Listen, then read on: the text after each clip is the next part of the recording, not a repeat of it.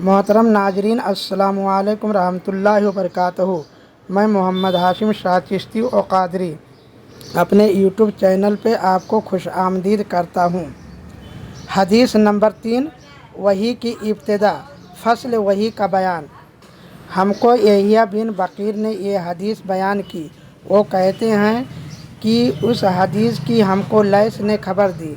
لیث عقیل سے روایت کرتے ہیں، عقیل ابن شہاب سے، وہ عروہ بن زبیر سے، وہ ام المومنین عائشہ رضی اللہ عنہا سے نقل کرتے ہیں کہ انہوں نے بتلایا کہ نبی کریم صلی اللہ علیہ وسلم پر وحی کا ابتدائی دور اچھے سچے پاکیزہ خوابوں سے شروع ہوا۔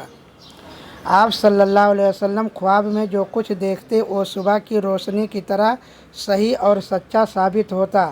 پھر من جانب قدرت آپ صلی اللہ علیہ وسلم تنہائی پسند ہو گئے اور آپ صلی اللہ علیہ وسلم نے غار حرا میں خلوت نشینی اختیار فرمائی اور کئی دن اور رات وہاں مسلسل عبادت اور یاد الہی و ذکر و فکر میں مشغول رہتے، جب تک گھر آنے کو دل نہ چاہتا۔ توشہ ہمراہ لیے ہوئے وہاں رہتے۔ توشہ ختم ہونے پر ہی اہلیہ محترمہ خدیجہ رضی اللہ عنہا کے پاس تشریف لاتے اور کچھ توشہ ہمراہ لے کر پھر وہاں جا کر خلوت گزین ہو جاتے۔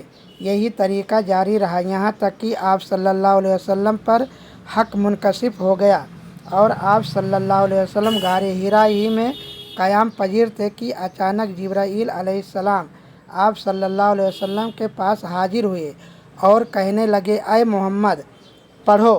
آپ صلی اللہ علیہ وسلم فرماتے ہیں کہ میں نے کہا کہ میں پڑھنا نہیں جانتا۔ آپ صلی اللہ علیہ وسلم فرماتے ہیں کہ فرشتے نے مجھے پکڑ کر اتنے زور سے بھینچا کہ میری طاقت جواب دے گئی، پھر مجھے چھوڑ کر کہا کہ پڑھو۔ میں نے پھر وہی جواب دیا کہ میں پڑھا ہوا نہیں ہوں۔ اس فرشتے نے مجھ کو نہایت ہی زور سے بھینچا کہ مجھ کو سخت تکلیف محسوس ہوئی۔ پھر اس نے کہا کہ پڑھ۔ میں نے کہا کہ میں پڑھا ہوا نہیں ہوں۔ فرشتے نے تیسری بار مجھ کو پکڑا اور تیسری مرتبہ پھر مجھ کو بھینچا، پھر مجھے چھوڑ دیا اور کہنے لگا کہ پڑھو اپنے رب کے نام کی مدد سے جس نے پیدا کیا اور انسان کو خون کی پھٹکی سے بنایا۔ پڑھو اور آپ کا رب بہت ہی مہربانیاں کرنے والا ہے۔ پس یہی آیتیں آپ صلی اللہ علیہ وسلم جبرائیل علیہ السلام سے سن کر اس حال میں غار حرا سے واپس ہوئے کہ آپ صلی اللہ علیہ وسلم کا دل اس انوکھے واقعہ سے کانپ رہا تھا۔ آپ صلی اللہ علیہ وسلم خدیجہ کے یہاں تشریف لائے اور فرمایا کہ مجھے کمبل اڑا دو، مجھے کمبل اڑا دو۔ لوگوں نے آپ صلی اللہ علیہ وسلم کو کمبل اڑا دیا۔ جب آپ صلی اللہ علیہ وسلم کا ڈر جاتا رہا تو آپ صلی اللہ علیہ وسلم نے اپنی زوجہ محترمہ خدیجہ رضی اللہ عنہا کو تفصیل کے ساتھ یہ واقعہ سنایا اور فرمانے لگے کہ مجھ کو اب اپنی جان کا خوف ہو گیا ہے۔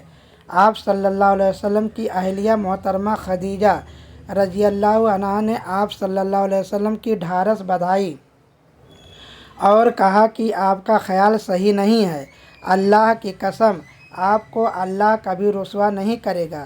آپ تو اخلاق فاضلہ کے مالک ہیں، آپ تو کنبہ پرور ہیں، بے کسوں کا بوجھ اپنے سر پر رکھ لیتے ہیں، مفلسوں کے لیے آپ کماتے ہیں، مہمان نوازی میں آپ بے مثال ہیں اور مشکل وقت میں آپ امر حق کا ساتھ دیتے ہیں۔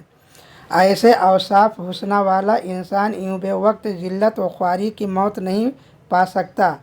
پھر مزید تسلی کے لیے خدیجہ رضی اللہ عنہا آپ صلی اللہ علیہ وسلم کو ورقہ بن نوفل کے پاس لے گئیں، جو ان کے چچا زاد بھائی تھے اور زمانہ جاہلیت میں نصرانی مذہب اختیار کر چکے تھے اور عبرانی زبان کے کاتب تھے۔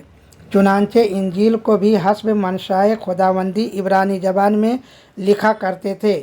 انجیل سریانی زبان میں نازل ہوئی تھی، پھر اس کا ترجمہ عبرانی इब्रानी ज़बान में हुआ। वर्का उसी को लिखते थे। वो बहुत बूढ़े हो गए थे, यहाँ तक कि उनकी बीनाई भी रुखसत हो चुकी थी।